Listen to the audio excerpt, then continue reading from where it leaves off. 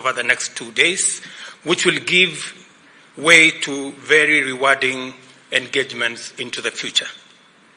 This confidence is underpinned by the fact that, as matters stand now, the EU is the largest destination for Kenyan exports, accounting for about Kenya shillings 170 billion in 2021. Equally fundamental is that the EU accounted for 16.5% of Kenya's total import bill in the same year, which amounted to 355 billion Kenya shillings and represents an increase in value of imports to 14.8% from the previous year. Trading with the EU helps Kenya create millions of direct and indirect jobs in tea, coffee, cut flowers, and peas value chains, which are our main exports. In fact, 70% of our total flour production is exported to the EU and from the EU to other destinations. Kenya and the EU are engaged in a fairly vigorous trade regime. It is only reasonable that as business partners on such a scale, we should be engaging more and engaging all the time. As you are aware, the government remains to unlock high rates of economic growth by focusing on our 5 priority areas which form the pillars of our agenda for the rapid socio-economic development of our country. As the highest multiplier of employment opportunities, agriculture is a key pillar of our bottom-up economic transformation agenda to increase incomes and employment and reduce poverty and inequality. Its strong linkages mean that the impact of agriculture cuts across manufacturing all the way to logistics, with positive outcomes in every sector in between.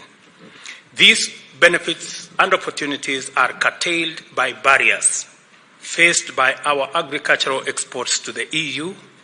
They are subjected to product and market-specific restrictions, as well as onerous phytosanitary standards, compounding infrastructure-related challenges like difficulties with flights and low technological capacity, which hinder productivity. I believe that continued consultations, like the one we are having this morning, and collaboration can unlock these barriers and smoothen the path for stronger trade relations and investment opportunities. The second pillar of our bottom-up economic transformation agenda is the micro, small, and medium enterprise sector, where many Kenyans in our economy are based. This sector absorbs 9 out of every 10 people who join the workforce. The need to establish MSME sector business development centers across the country is urgent and cannot be gainsaid. Providing young people with stronger technological know-how, operational capability, business management skills, and general entrepreneurial capacities is critical. Our skills-based, technology-oriented TVETs seek to empower our young people with relevant skills, while our county-based industrial and aggregation parks will provide meaningful avenues for aggregation, value addition, and agro-processing.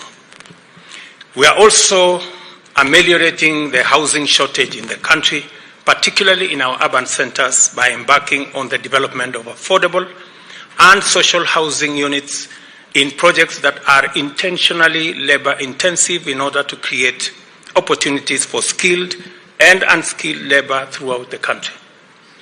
We have set out, for example, under this pillar, that we are going to be constructing 200,000 houses every year in all counties in the Republic of Kenya.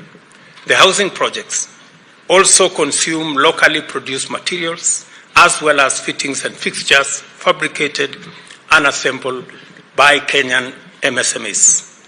Additionally, the government is committed to the provision of universal health coverage.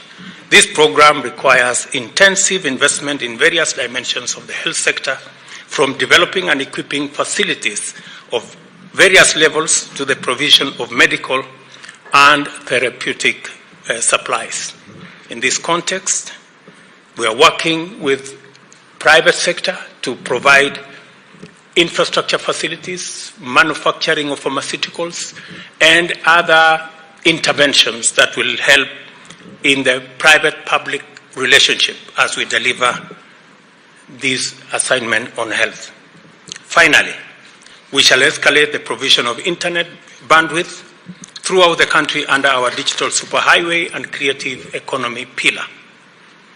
Our plan is to enhance Kenya's leadership position in the provision of financial technology and innovation and expand to animation, robotics, and artificial intelligence to enhance thousands of our young people participate confidently in the digital economy. These sectoral commitments require the investment of huge amounts of capital. There are also clear opportunities for the EU firms to plug in, especially under our public-private partnership model.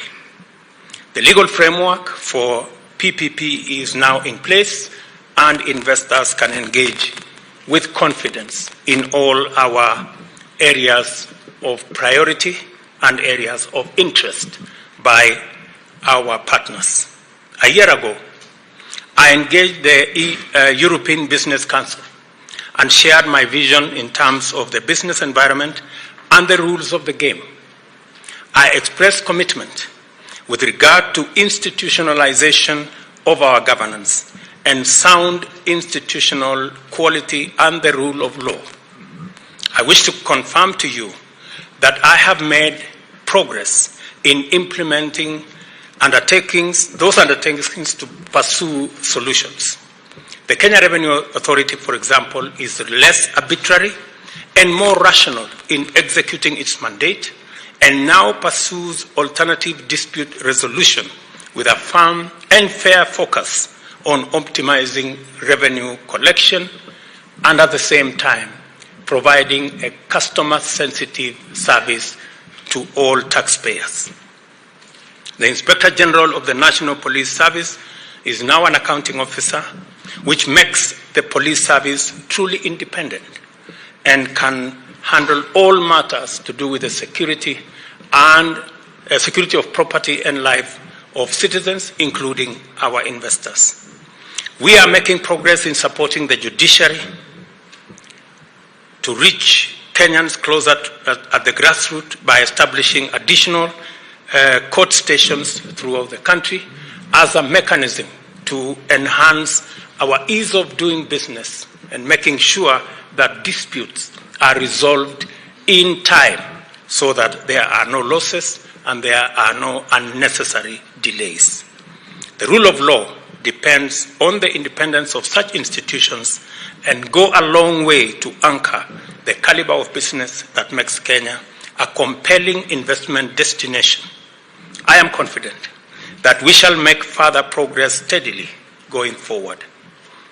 Kenya alone is an economy of around 55 million people who consume plenty of products from the EU. We remain uniquely geostrategic as the gateway to the East and Central Africa and are a central player in 3 overlapping regional economic communities: the East African Community, the Common Markets for East and Southern Africa, and the Africa Continental Free Trade Area. We are also a strong participant in the vast tripartite agreement encompassing EAC, COMESA, and SADC. As you've heard from Moses, this is an agreement, the tripartite agreement was signed in 2015. And unfortunately, for the last 7 years or so, we haven't concluded that agreement to the satisfaction of the requirements of the regulations. In the last 1.5 months, I have sent Moses, my cabinet secretary, to 11 capitals, and he's been all the way to Egypt, Angola, Comoros, Uganda, Tanzania, Lesotho, South Africa, and I now can promise with confidence that by end of April, we will have the tripartite agreement in place, and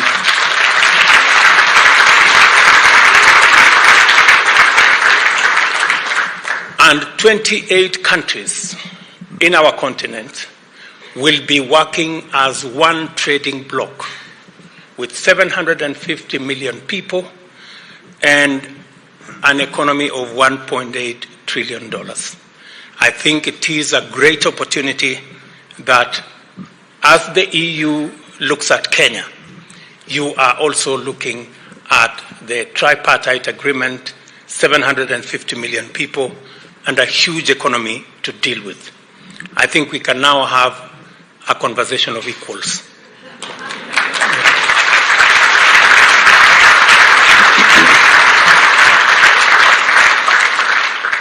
For the EU Business Council, I want to state that doing business in Kenya is strategic and highly beneficial, literally in every way. This is why it is also important that the EU undertake a fresh push to conclude the Economic Partnership Agreement with East African Community. And I'm really looking forward to this being concluded so that we can even the scales. Access to the EU market would enable Kenya expand its export base, thereby multiplying employment opportunities and strengthening its balance of trade. It is one of the notable interventions that can make tremendous difference to our economic performance, and there is excellent reason in the EU's best interest to conclude this deal. Kenya is undergoing the adverse impact of climate change, leading to extreme weather patterns, including a drought in our arid and semi-arid rangelands, which covers nearly 70% of our landmass. In these northern and northeastern stretches, rain has failed for 4 consecutive seasons, leading to widespread crop failure, livestock deaths, starvation, and malnutrition, water stress, immense economic loss, and conflict. This adversity is part of a broader phenomenon afflicting the Horn of Africa, which we all know.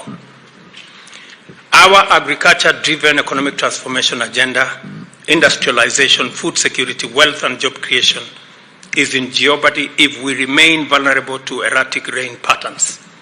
Thus, this agenda not only has to be complemented by a strong water harvesting and supply and irrigation infrastructure component, our entire bottom-up economic transformation agenda must be premised on strong green growth. Let me repeat, strong green growth.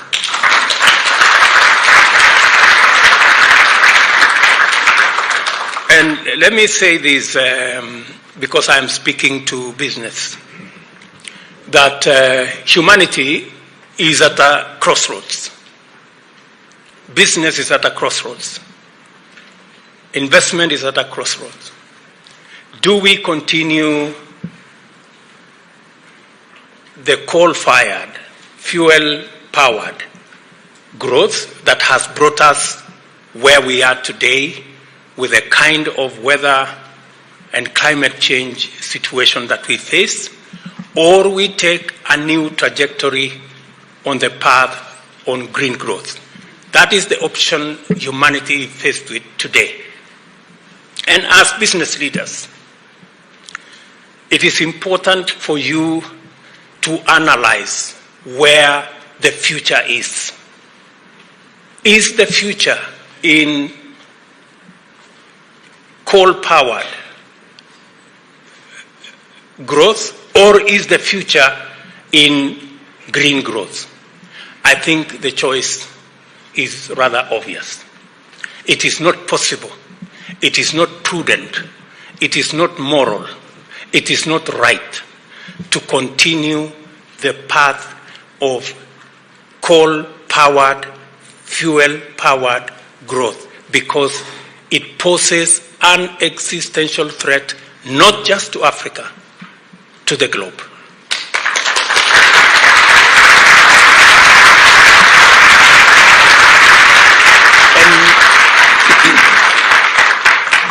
And many would ask, is it possible to industrialize with green growth? Let me give you the answer. Kenya is the largest economy in our region.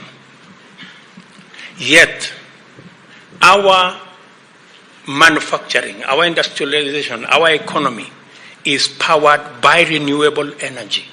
92% of energy in Kenya is renewable energy. It gives you the testimony that it is possible to run a country, to run an economy, to run industrialization on green energy. Therefore,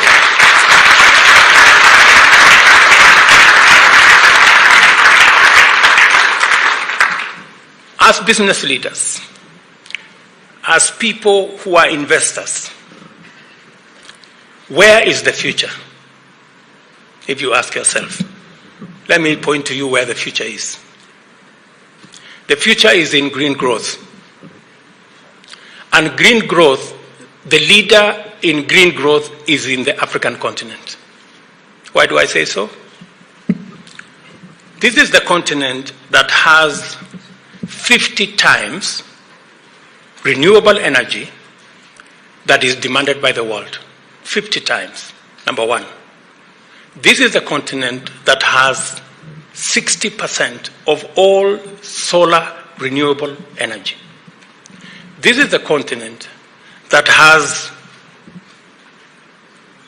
cobalt, manganese, and all the other products that you need for battery and for hydrogen technology.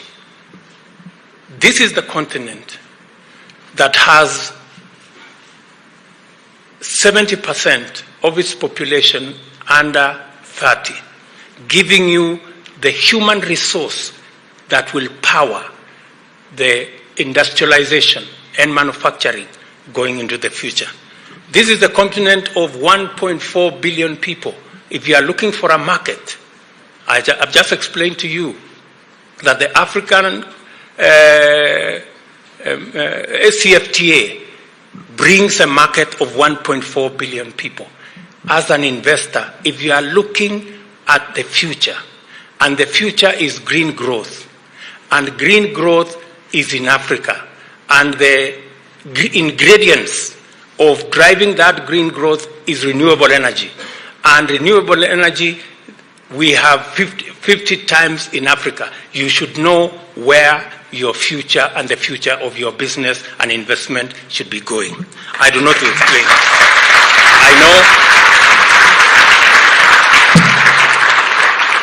I know you are intelligent people,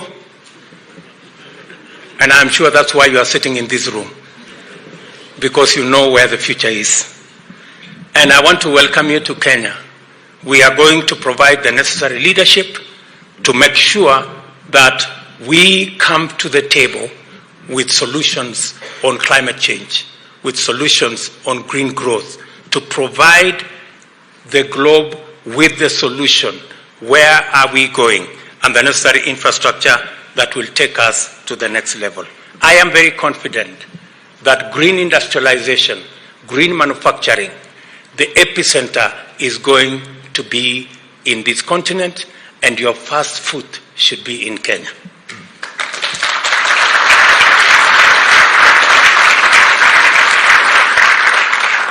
An ambitious climate action, biodiversity loss mitigation and conservation and pollution control agenda, as well as robust carbon trading framework, presents immense possibilities for investors in the green economy. I have set out several sectors and areas where our development agenda at the program and project level offers numerous undeniable investment opportunities. I am sure tomorrow you will be continuing this conversation.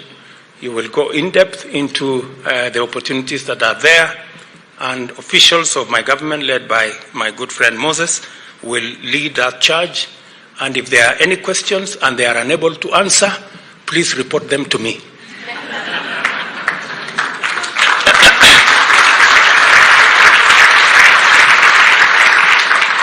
The purpose of this forum is to channel the power of the invisible hand by striking collaborative partnership and other cooperative arrangements aligned to these opportunities in order to unlock a win-win mutual benefit engagement.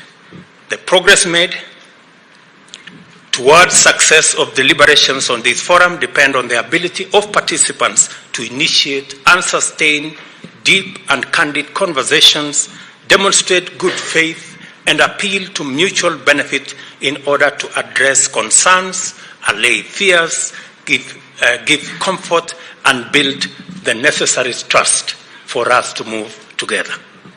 There are problems to be solved, opportunities to be unlocked, and progress to be made in order to make economy, agriculture, green energy, ICT, and other infrastructure work for the people of Kenya and also work for our partners in this forum. As I have observed earlier, in this forum is off to a very good start. I am confident that we will come out, all of us, with a win-win arrangement. I thank the organizers for a good job. I wish my good sister, Ambassador, she's been very pivotal. She has not given us peace in making sure that we do what we have to do. I wish all of you fruitful deliberations and look forward to a wonderful outcome. Thank you very much.